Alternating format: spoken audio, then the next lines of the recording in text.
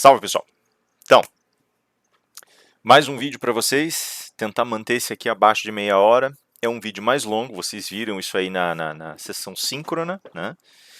E eu vou tratar muito rapidamente com vocês hoje sobre a questão da construção do novo contrato social. Vou tentar deixar aqui o mais organizado possível para vocês poderem estudar para a prova. Depois desse tem mais 3 vídeos, tá? Um vídeo sobre o Rawls, um sobre o Singer e um vídeo sobre o Finis e o Nozick. Eu vou tentando, óbvio, amalgamar esses vídeos de modo que vocês tenham mais celeridade para ver as coisinhas de vocês. E vai ter vídeo de revisão. Sof está participando aqui, ela está latindo um pouquinho para os cachorrinhos da vizinhança, não se importem, tá? Ela está aqui do meu lado. Então vamos lá. Primeira coisa, eu comentei com vocês, eu não vou aqui repassar toda a questão da construção histórica que a gente fez, porque não vale a pena, né? Assim, a gente já trabalhou isso a exaustão, cara. Mas vocês sabem que o Hobbes e o Locke eles estão ligados, né? Não adianta, eles estão basicamente implicados um para o outro. O Locke, em especial, ele trabalhou com uma crítica que afetava 2 grandes movimentos filosóficos da época dele. O primeiro desses movimentos, a ideia do absolutismo, do velho contrato social, né? E o segundo desses movimentos, chamado de patriarcalismo, né?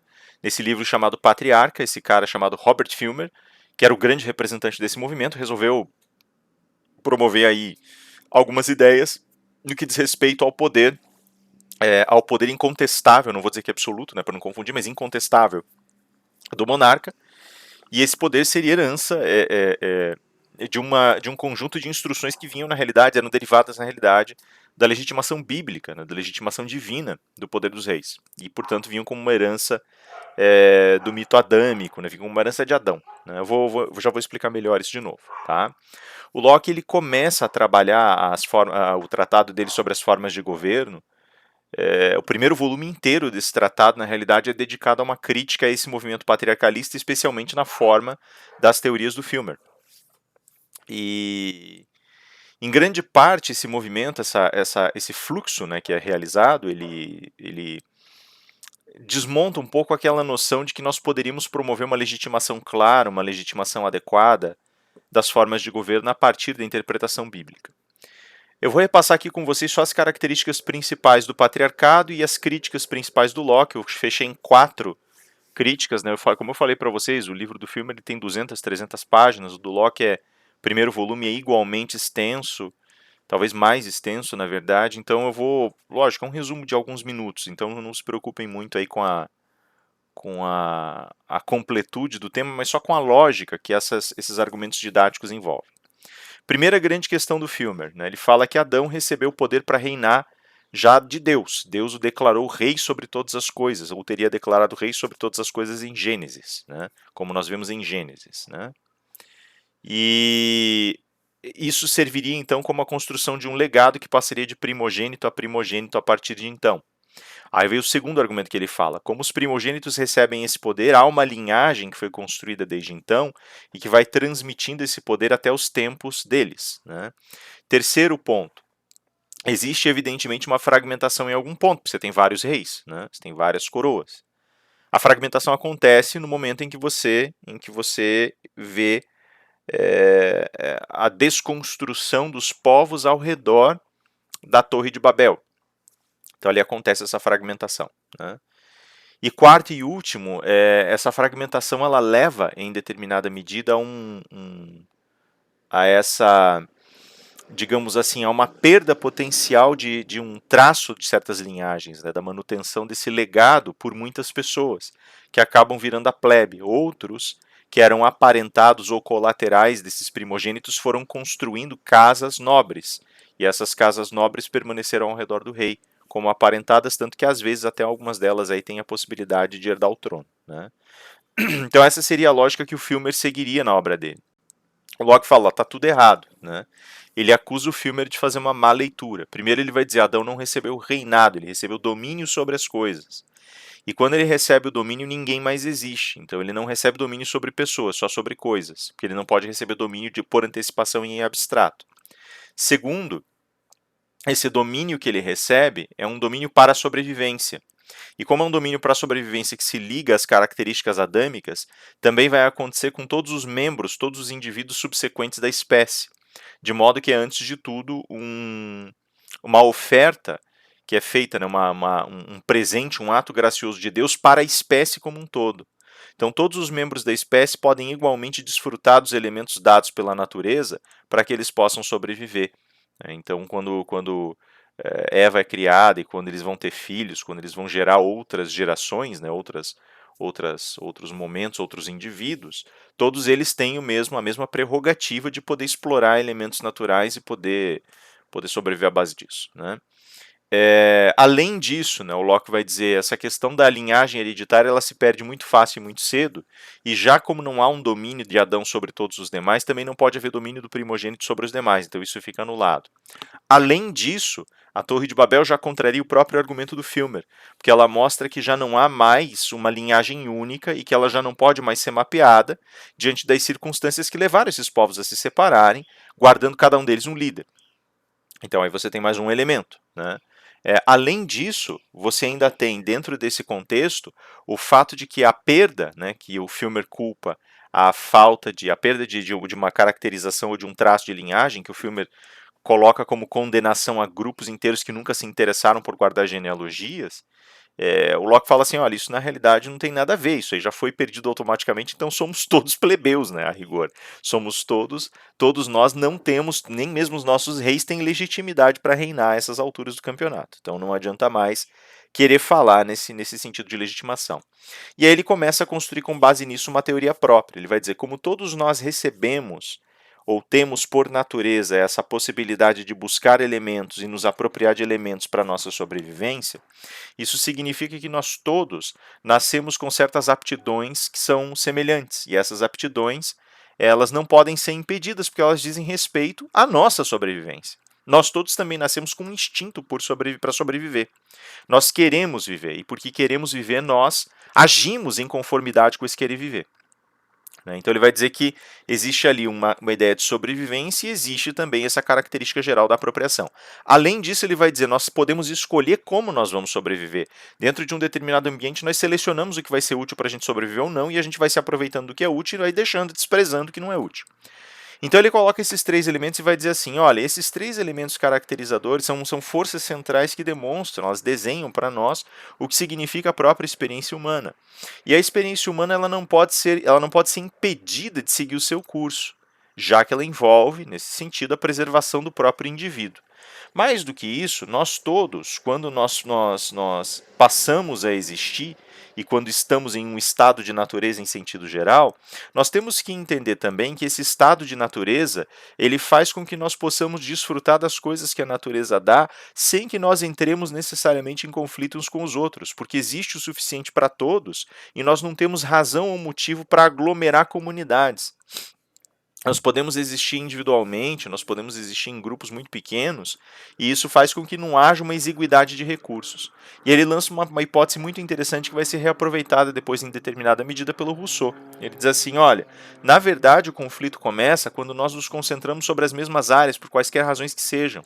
Porque nós entendemos que é mais seguro, porque nós queremos a convivência uns dos outros, porque nós buscamos recursos que só existem em uma determinada área, porque nós entendemos que aquela área é mais rica em recursos, a terra é mais rica, e ali nós nos concentramos para tentar obter esses benefícios. E aí nós começamos a disputar esses benefícios. Aí o conflito se inicia. Então o Locke contraria Hobbes nesse sentido. Ele está dizendo basicamente que nós, por natureza, somos indivíduos que, a rigor, não lutam entre si. Nós existimos em um estado de tranquilidade, serenidade. Nós passamos a lutar uns contra os outros a partir do momento em que nós passamos a encarar nossa realidade, passamos a ver o nosso mundo sem essas lentes de uma potencial separação. E aí nós nós somos forçados a meditar sobre essa questão de como nós sobrevivemos efetivamente uns diante dos outros. E o Locke vai dizer assim, olha, pensa você, por exemplo, que num primeiro momento, tendo como ponto de partida essa situação, quando nós buscamos os elementos da natureza, eles são universais, eles não têm dono. Mas no momento em que eu apliquei o meu trabalho sobre determinado elemento e passei a usá-lo para a minha sobrevivência, ele passa a ser meu. Esse processo de apropriação existe porque eu acoplo meu trabalho ao objeto. Então agora há algo de meu inscrito nele. E isso, portanto, merece, naquele princípio dar a cada um que é seu, que eu receba esse objeto. Claro que quando eu ingresso num circuito mais amplo de pessoas, esse processo de apropriação ele acaba sendo muito frágil, né? As pessoas podem tentar obter forçosamente aqueles elementos que elas não conseguiram antes. Então o que vai acontecer? Ele diz assim, olha, pensa da seguinte forma, nós vamos precisar de uma organização maior, uma organização que seja convencional entre nós, e essa organização convencional vai nos permitir, de alguma maneira, estabelecer um regime de governo sobre nós. E esse regime de governo ele vai ter como processo central a possibilidade de gerir essas expectativas de sobrevivência. E o que vai acontecer nesse sentido é que ela vai ter que assimilar alguns elementos que dizem respeito a essa condição natural do ser humano. Por exemplo, ela vai ter que assimilar a ideia de sobrevivência, ela vai transformar isso no direito à vida. Nem o governante tem o direito de tirar a vida do seu súdito nesse sentido. Tá? Mais do que isso, ela vai absorver essa ideia, essa noção de apropriação. Quando a gente fala em apropriação, o processo apropriador, nesse sentido, ele é também, a seu modo, um processo que é assimilado dentro de uma carta de direitos. A apropriação, nesse sentido, vira o direito de propriedade, que também não pode ser desrespeitado pelo governante nem por mais ninguém, já que ele envolve a possibilidade de sobrevivência do indivíduo. E, por fim, a liberdade, que diz respeito à maneira como esse indivíduo vai escolher, né, vira um direito, né, a possibilidade desse indivíduo escolher várias formas distintas de sobreviver. E aí agora a gente passa por esse processo de consolidação. Essa consolidação acaba sendo blindada, e nessa blindagem nós passamos agora a entender que existe também essa prerrogativa da liberdade que não pode ser desrespeitada por ninguém, nem mesmo pelo governante. Tá, aí nós temos a formação dos famosos 3 direitos do Locke. Isso tudo já no segundo volume, né, do Tratado sobre as Formas de Governo, né? O Locke ele tem assim, né, porque ele está trabalhando ainda com o poder do parlamento, está trabalhando com expectativas que ainda são paralelas à construção monárquica. Ele traz de alguma maneira, ele traz de alguma forma para nós um conjunto de certas expectativas. Né? Ele ainda está confinado, né? E essas expectativas, ele ainda está confinado nesse circuito monárquico, e essas expectativas dizem respeito ao equilíbrio do poder da coroa e do poder do parlamento. Né? O Rousseau já é um outro episódio. O Rousseau ele já está inserido no contexto pré-revolucionário da França. Né? Eu falei para vocês que ele era genebrino, mas que ele passa a morar na França ao longo da vida dele, né? Enfim, lá já na juventude, né? Na mais tenra juventude, digamos assim, né? Ele se muda, ele se revolta com os caminhos lá de Genebra e sai e vai parar na França, e daí passa a viver na França, e ele toma um conhecimento muito intenso daquilo que é a relação entre os nobres e a relação entre os plebeus. E ele começa a entender essa dinâmica que acontece e que lança o povo num estado de miserabilidade muito intenso. E ele começa agora a criticar profundamente os elementos específicos que dizem respeito à construção do velho contrato social por conta disso. Né? Eu me servi aqui do discurso sobre os fundamentos da desigualdade entre os homens e do contrato social para tentar trabalhar de alguma maneira esse desenho geral que é o desenho da organização do pensamento desse novo contrato social que ele propõe. Né? Lembrem-se que novo contrato social e neocontratualismo têm significados diferentes, né? Eu ainda falei isso para vocês, notadamente em razão da nomenclatura que acaba sendo aplicada à teoria do Rawls. Né?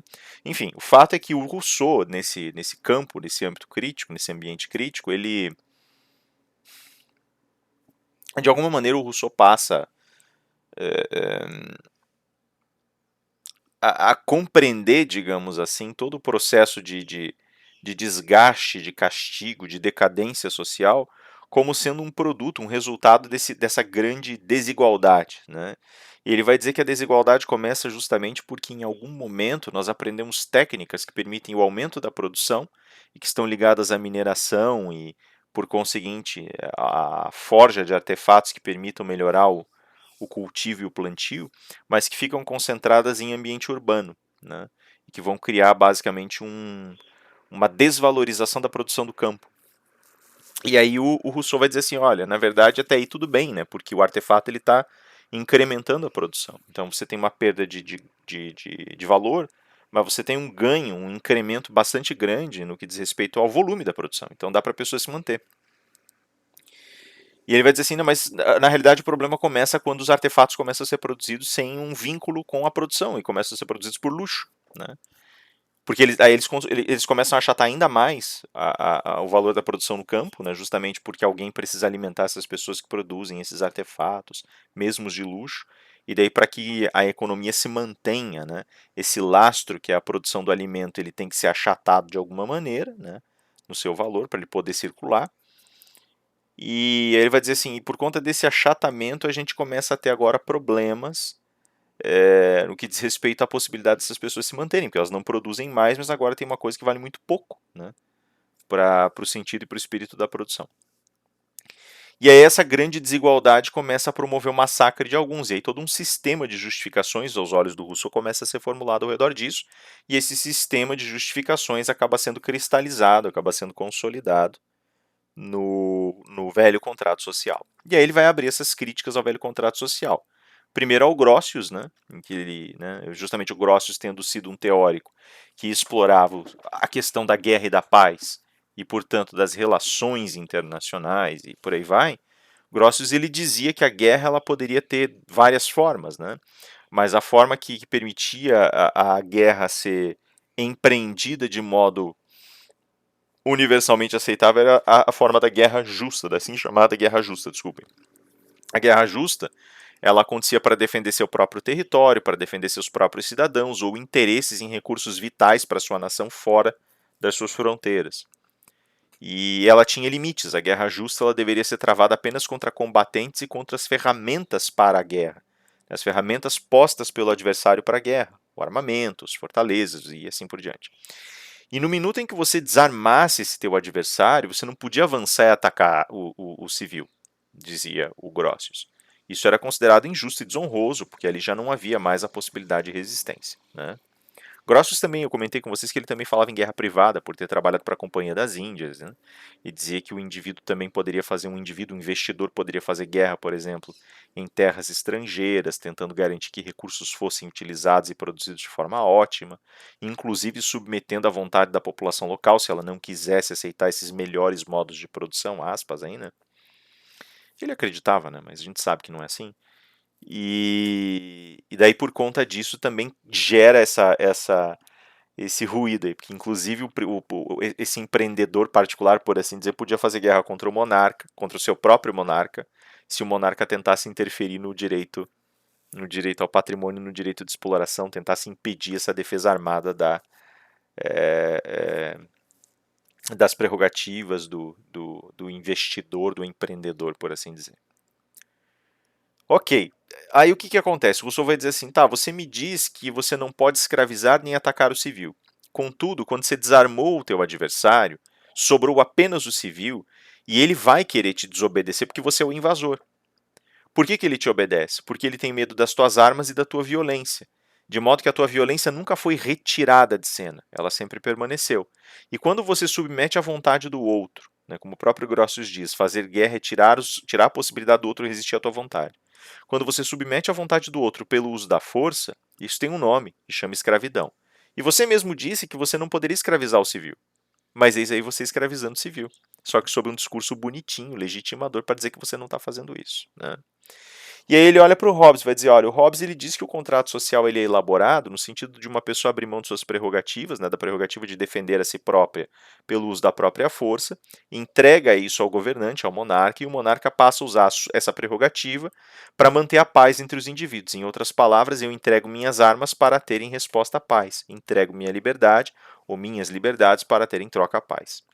E o Rousseau fala assim, esse acordo ele fecharia o contrato social, né? O monarca ele não faz parte do contrato social, mas ele trava um acordo com os participantes desse contrato.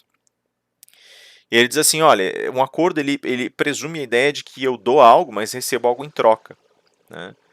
E, na verdade, eu estou abrindo mão do uso das armas, do uso das minhas próprias prerrogativas, do uso da força para defender minhas prerrogativas, e o monarca recolhe essa prerrogativa e ele próprio mantém o uso da força para manter as pessoas em paz umas com as outras.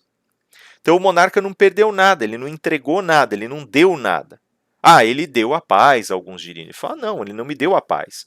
Por uma razão muito simples. Essa paz é mantida ao custo da violência. Ele mesmo diz, olha, ou vocês mantêm a paz entre vocês ou eu uso a violência. Então existe sempre, como existe com Grotius, uma promessa de uso da violência caso haja um desrespeito às regras.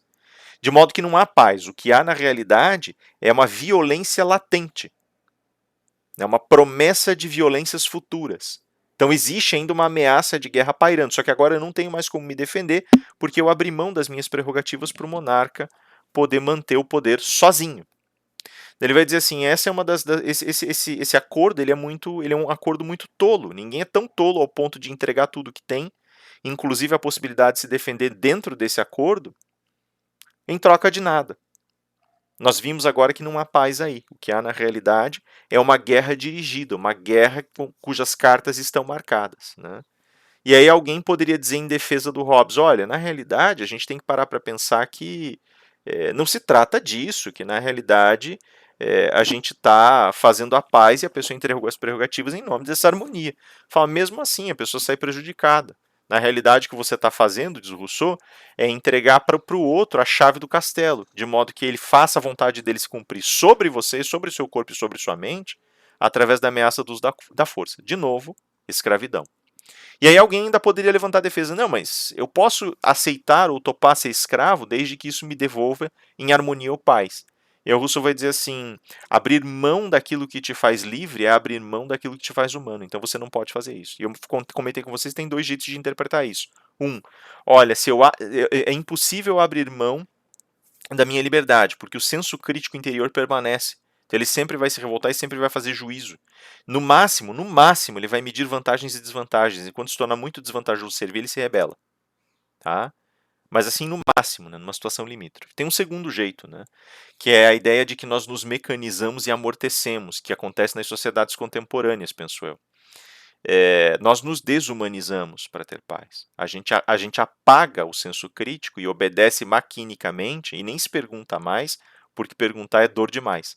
Então a gente simplesmente leva essa paz instável, né, por assim dizer.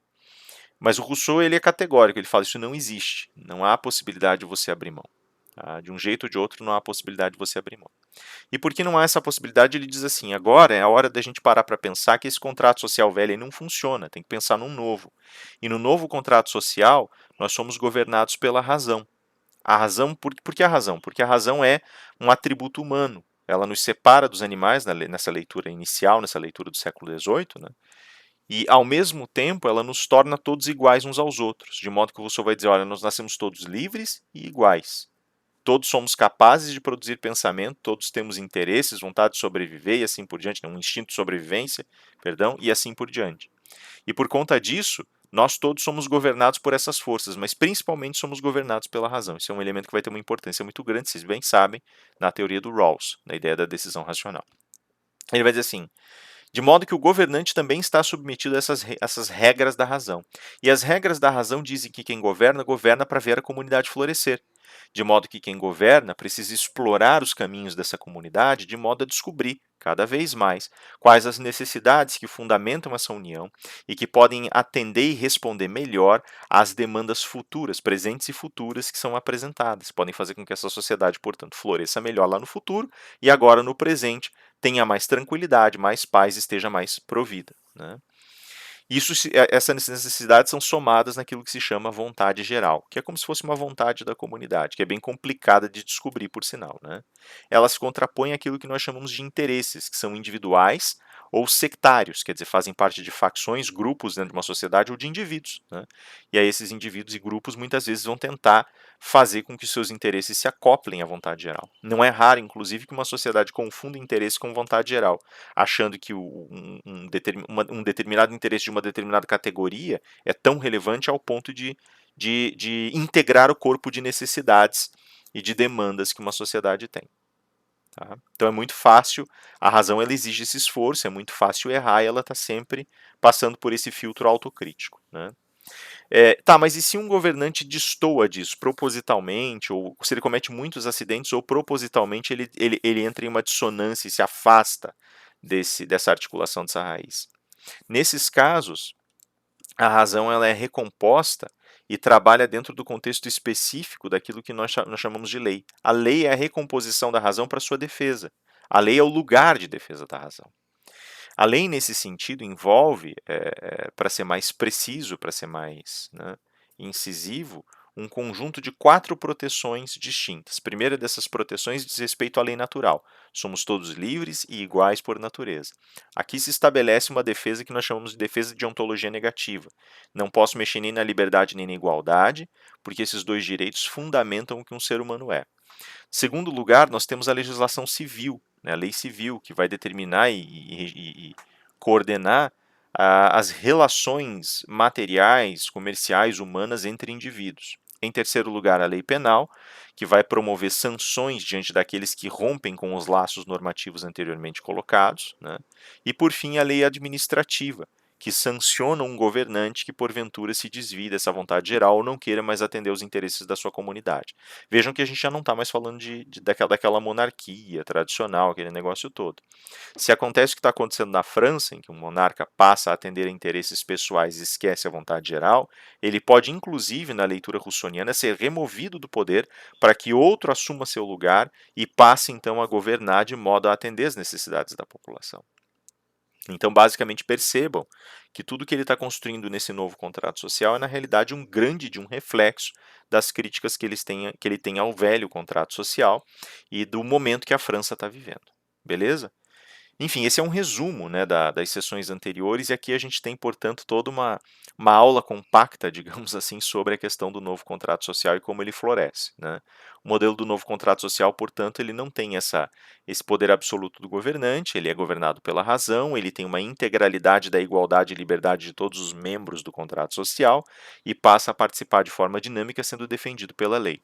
Notem que isso também inaugura, faz florescer uma nova percepção de teoria da justiça, tanto na ontologia negativa, quanto na inserção dessa proteção da justiça dentro de uma ferramenta racional chamada lei, que vai acontecer, né, vai acabar sendo exagerada, muito valorizada depois por conta desse discurso em certa medida, como a gente já viu lá atrás, e como alguns de vocês ainda vão ver nas aulas de teoria do direito, nas escolas da exegese e eventualmente no positivismo jurídico, que são escolas separadas, mas acabam assumindo um papel próximo no que diz respeito a essa centralidade da norma, em certa medida. Mais ou menos. Na verdade, a escola da exegese não tem tanto a centralidade da norma, mas mais a centralidade da vontade do governante.